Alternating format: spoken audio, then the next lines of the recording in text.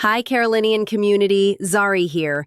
It's fall, and that means fair and festival season. The State Fair starts next Thursday, the 16th. One of our columnists, Judy K. Jefferson, has entered her famous tiramisu cookies in the competition for Best Cookie. We wish her luck. But even if she doesn't win, we do because she will still bring them to the office. So we are still winners. Now, on to the news. Today we will talk about a Native American celebration that took place at the zoo in Asheboro on Saturday. We will also discuss some major changes at the DMV and a new law aimed at deterring political violence here in North Carolina. Let's begin with a powwow. In partnership with Indigenous community organizers, the North Carolina Zoo and Botanical Gardens hosted an American Indian powwow at its Solar Point picnic area this past weekend.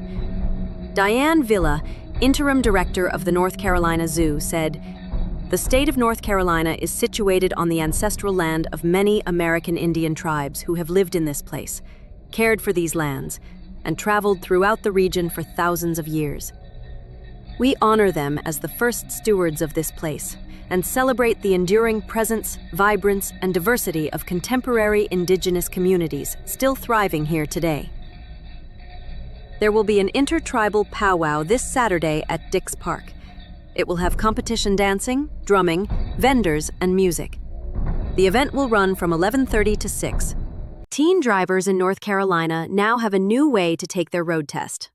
The NC Division of Motor Vehicles, NCDMV, has begun certifying private driver education schools to administer the road test for teens seeking their Level 2 limited provisional license.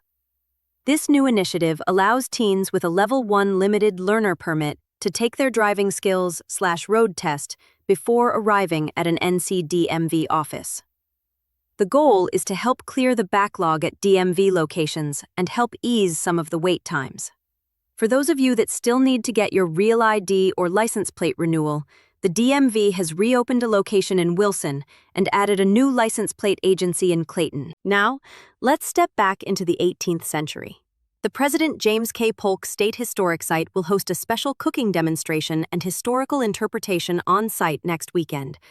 Dontavius Williams, a nationally recognized historical interpreter and founder of The Chronicles of Adam, will bring backcountry cooking to life on Saturday, October 18th from 9 a.m. to 2 p.m. On the hearth will be a stewed rabbit with garden herbs, hoe cakes, greens simmered with pot liquor, and molasses-sweetened sweet potatoes. Williams will perform the role of the character Adam, an enslaved blacksmith from the 19th century. Visitors can engage in first-hand conversations with Adam and gain insight into the lives of enslaved people during the antebellum period. Using food, Williams will teach visitors how culinary traditions and practices formed a unique cultural identity and heritage. If you plan on being in the Charlotte area on the 18th of the month, stop by and join in on a cultural and historical experience. Staying in Mecklenburg County, where Charlotte is located, 2 candidates have launched campaigns in the 2026 North Carolina House District 106 Democratic primary to replace 7-term incumbent Carla Cunningham. Cunningham has come under fire for her votes on immigration. Reverend Dr. Rodney Sadler and Vermano Bowman both say Cunningham no longer represents the district. She has held the seat since 2013. With immigration being a divisive national issue, the race is gaining attention from across the state even before candidate filing begins later this year. Replacing Cunningham would give the Democrats a chance to weaken Republican power in the House, where they are just shy of a veto-proof supermajority and have to find Democratic votes to override the governor. The Republican Party has had a stronghold on the North Carolina legislature since 2011.